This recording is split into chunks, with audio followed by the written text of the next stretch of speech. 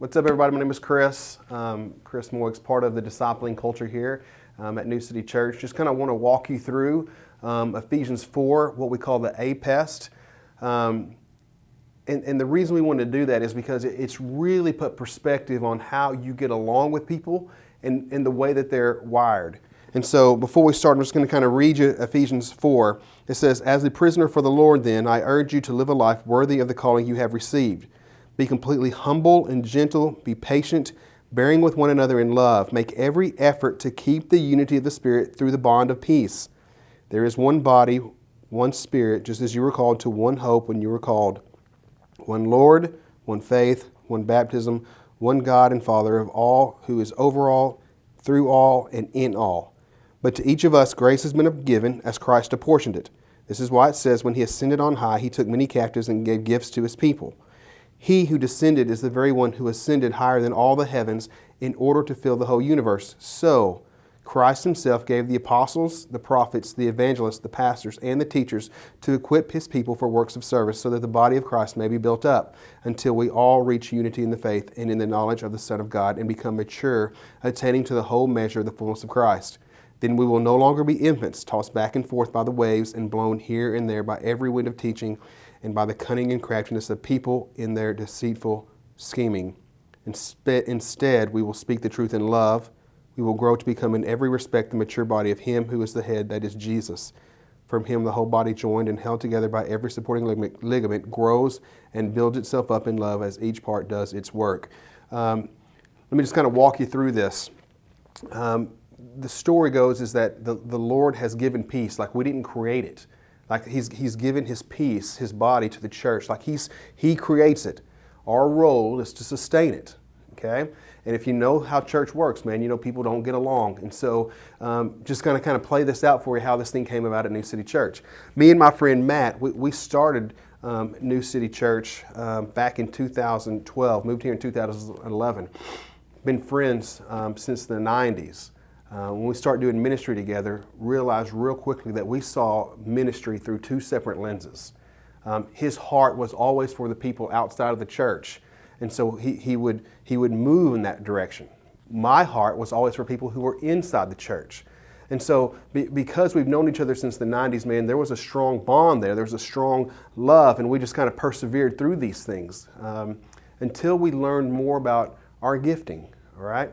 And so when he moves into this, Ephesians 4:11, he's like, here's how you keep the peace. It says that when the Lord descended, it means he also ascended, and when he did, he gave gifts to the church. So Jesus himself gives gifts to the church. They are the apostles, prophets, evangelists, shepherds, and teachers. All right? We believe in the fivefold ministry here at New City Church. And there's multiple reasons for that. Not necessarily wanting to go in that today, but I do want to talk to you just a little bit, because understanding how people are wired will help you love them more. All right? Like understanding how people's hearts beat, like what the Lord has wired them up for, and just letting them be who God has created them to be, man, will move your church down the line instead of trying to get everybody to conform to one or two people. And so let me just give you an example of this. Like I'm wired as a teacher shepherd, all right? Meaning that I love the text. Like I love to know what's going on in the scenes. I love to teach his word. I also love the people who are in the church. My heart necessarily isn't so evangelistic, meaning that sometimes it's a stretch for me to think about people who are outside the church, like to think about people who are in my local school, or to think about people who are in my local government. Like those are the things that I've really got to work on, all right? My friend Matt's wired just the opposite, okay? He's a high evangelist. Second one would be his apostolic, both gifting strong in him, all right? His heart beats for the people who are outside the church. His heart also beats for how the gospel moves into another realm, meaning how the gospel moves into another context. How does the gospel move into the local bar? How does the gospel move into the local school? And so those are the things that he beats for. When the Lord puts an Apest team together, it's always done by the Lord for his glory. When man tries to build the Apest himself, it usually goes bad, all right? And so I just want to walk you through just a little bit here of the Apest. And so the first one's apostolic, right? It's an apostolic gifting. We use that as a little a. And the reason we do that is because we reserve a capital A for those who have seen the risen Lord, all right? And so in an apostolic gifting means that these guys are always on the move. Like they're hard to coddle down. They always want to be creating something new. You'll see these guys as like creative. All right, they're always thinking, how can we, or could we do this, or how can we move through this? Right? These guys are extremely gifted in this sense. All right. Now, with every gifting comes a shadow. Right, and depending on where you're at in your maturity means that you're either really great for the church or you can be really harmful towards the Lord and His people in this gifting, all right?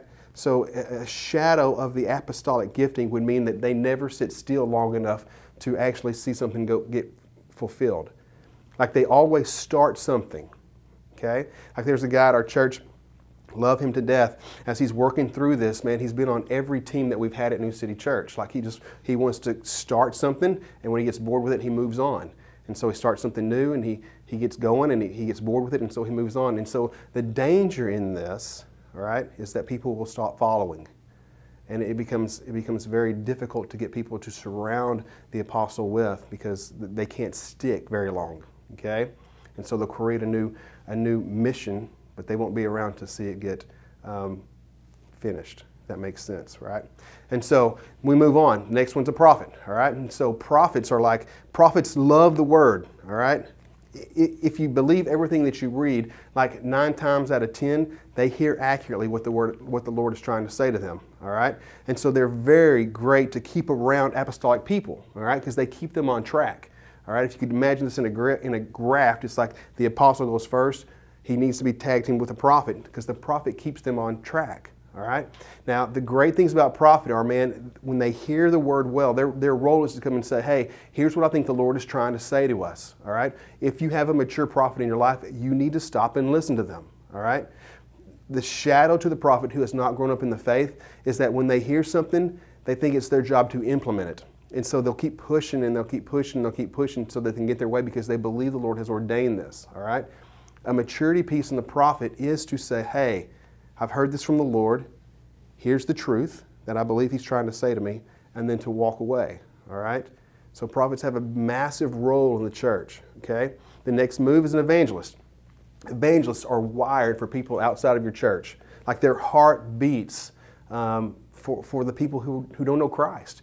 Like they feel compelled to share the message of the gospel, like it's part of their life, like it's what they want to do. And so in that aspect, like they kind of lead the way in showing us how this thing goes, how the gospel moves, because they are really great about inserting Jesus into those conversations, all right? Again, the shadow of the evangelist, sometimes because they're gifted in such a way and they know the church is supposed to do this, it will lend themselves to pride, going, I do more than the local church does. So why do I need to be part of the local church? That's just kind of what we've kind of seen here, all right? Moving on to the shepherds. Shepherds' hearts beat for the people who are inside the church. That they feel a need or feel compelled to grow the men and women of the church up into maturity, all right? And so that's what they do. Like you'll notice these guys because they have a genuine love for the people who are inside the church, all right? There's a shadow to the shepherd as well. The shepherd will walk with people way too long. Like shepherds have a staff, right? And one side of that staff is used to pull the lambs in, and they learned to use this one very well. The other side of the staff was used to protect the flock. And most shepherds have a hard time using the other side of their staff because they always fear not like people are liking them, okay? And so we move on to the teachers. Like teachers are gifted to teach the word. Like it's just the way the Lord has made them, all right? And so they're gifted to teach the word.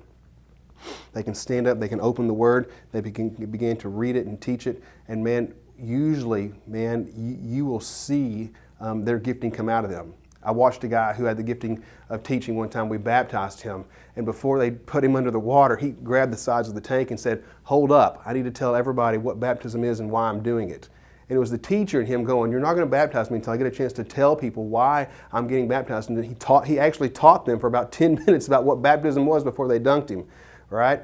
And so, again, teachers are just extremely important to have around your church. The shadow to the teacher as well is that sometimes in their immaturity, because they are good at teaching the word, they will start teaching for the glory of themselves instead of the glory of the Lord Himself, all right? Like they will start promoting themselves higher than the Lord because of their gift. And so all of these are gifts to the church. They all have their their uniqueness. It's the way they're wired. It's the way God has built them. It's our job to build them up, continue to release them out, show them where they're dangerous to the church, show them where they're healthy for the church. A lot of times we'll overlay their gifting with what we call the Putman Circle, which we'll talk more about later.